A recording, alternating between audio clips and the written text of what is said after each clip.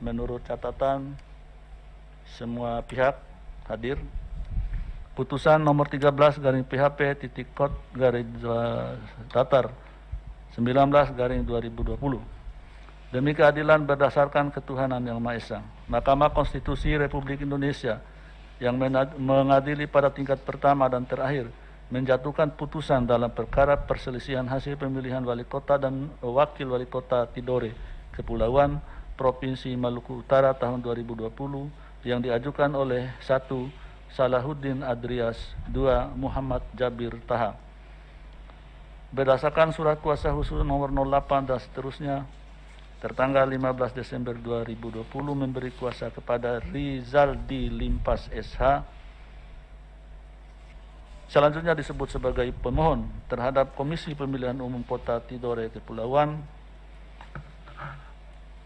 Berdasarkan surat kuasa khusus nomor 02 dan seterusnya memberi kuasa kepada Hendra Kasim SH MH dan kawan-kawan. Selanjutnya disebut sebagai termohon berkenaan dengan permohonan di atas berikut ini: 1. Kapten Ali Ibrahim MH, 2. Muhammad Sinan SE. Berdasarkan surat kuasa khusus tertanggal 30 Desember 2020 memberi kuasa kepada Dr. Yanwar P. Wasesa SH MSI MH dan kawan-kawan. Selanjutnya disebut sebagai pihak terkait membaca permohonan pemohon, mendengar keterangan pemohon, membaca dan mendengar jawaban termohon, membaca dan mendengar keterangan pihak terkait, membaca dan mendengar keterangan Badan Pengawas Pemilihan Umum Kota Tidore Kepulauan, memeriksa bukti-bukti pemohon, termohon, pihak terkait dan Badan Pengawas Pemilihan Umum Kota Tidore Kepulauan.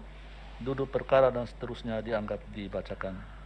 Pertimbangan hukum menimbang bahwa sebelum mempertimbangkan lebih jauh permohonan pemohon, Mahkamah memandang perlu untuk menegaskan kembali beberapa hal yang penting yang berkenaan dengan penyelesaian perselisihan hasil pemilihan gubernur, bupati, dan wali kota di Mahkamah Konstitusi sebagai berikut.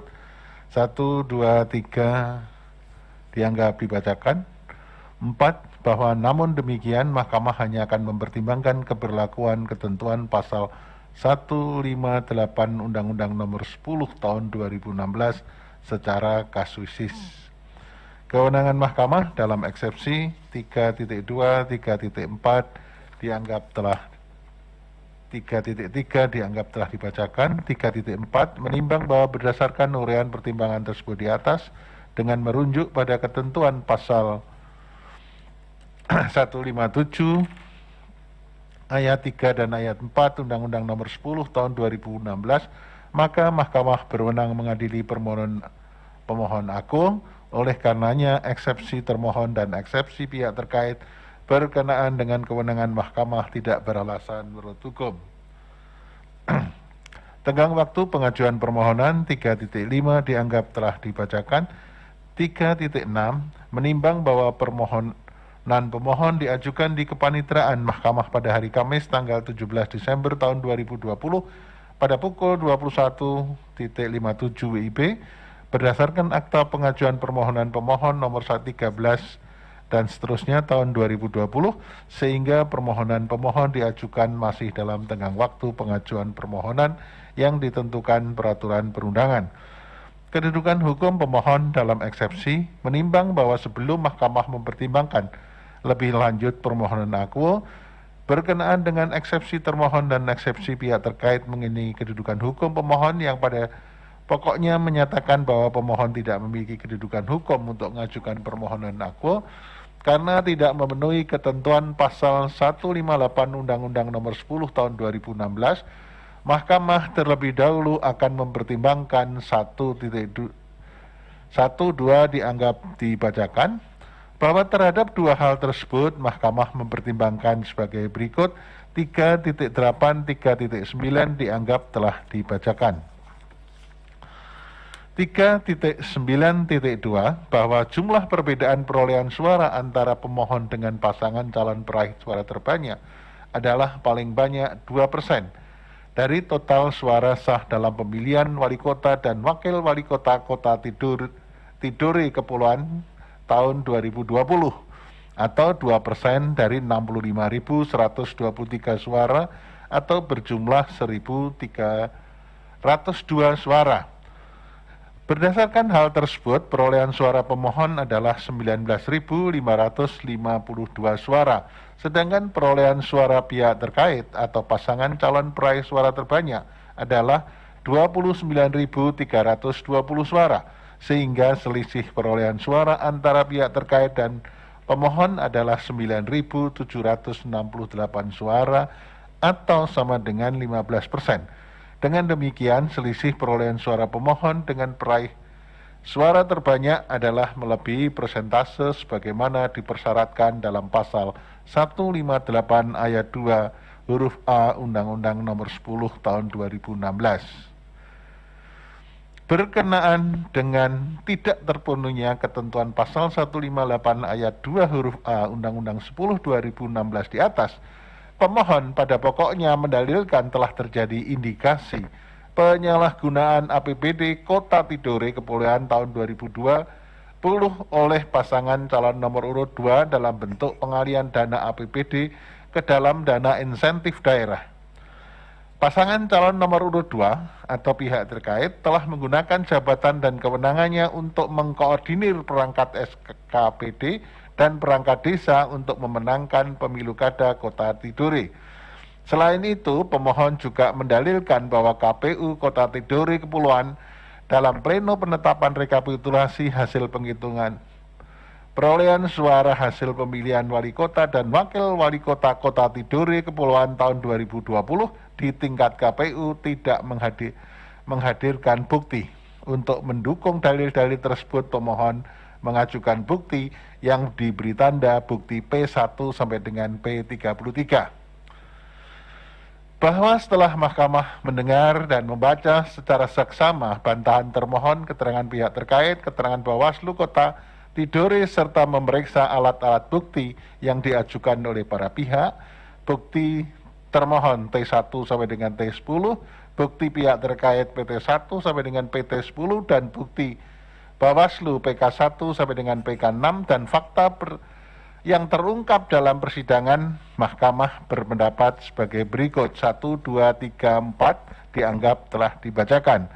Bahwa terhadap hal-hal lain yang berkaitan dengan permohonan aku tidak dipertimbangkan lebih lanjut karena menurut mahkamah tidak ada relevansinya dan tidak mempengaruhi perolehan suara akhir, sehingga tidak dapat dijadikan alasan bagi mahkamah untuk meneruskan pemeriksaan terhadap pokok permohonan.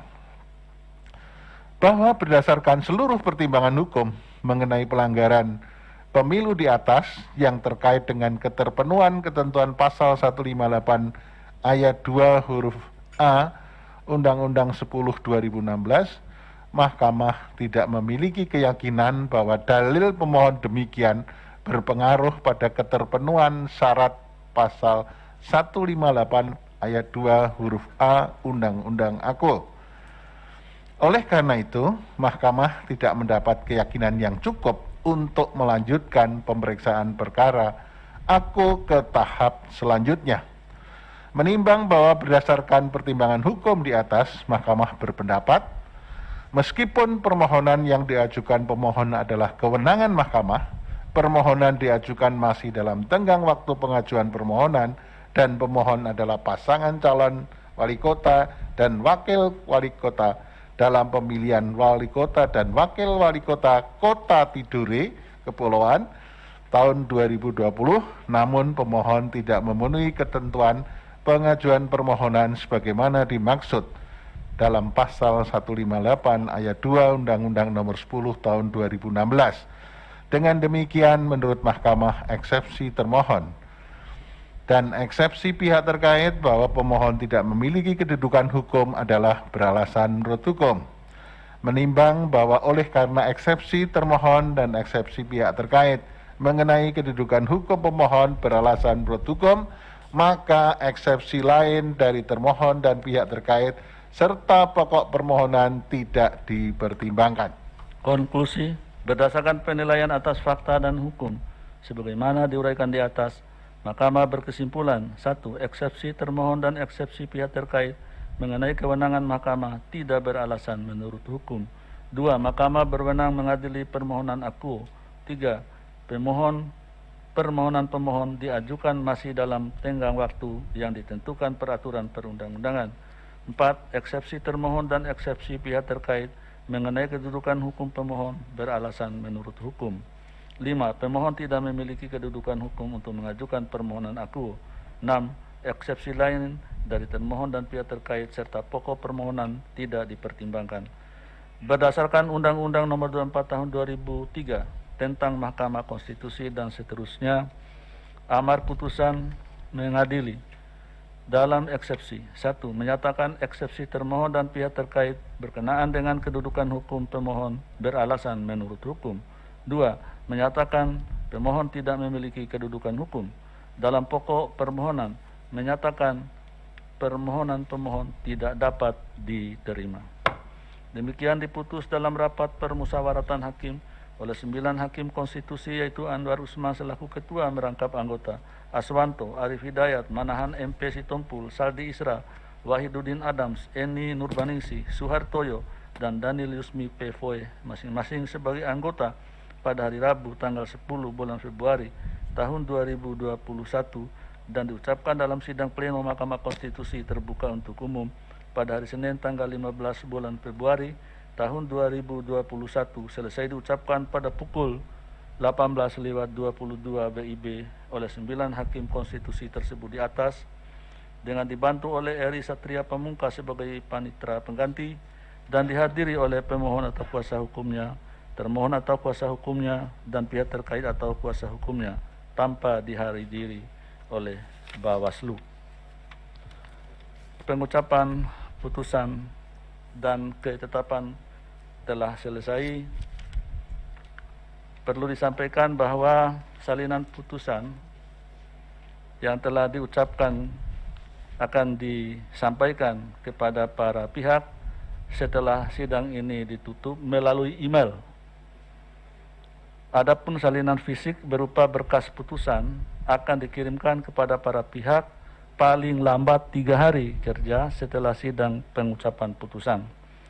Selanjutnya, Mahkamah akan memuat putusan yang telah selesai dibacakan tadi dalam laman atau website Mahkamah Konstitusi. Dengan demikian, sidang selesai dan ditutup. Hadirin dimohon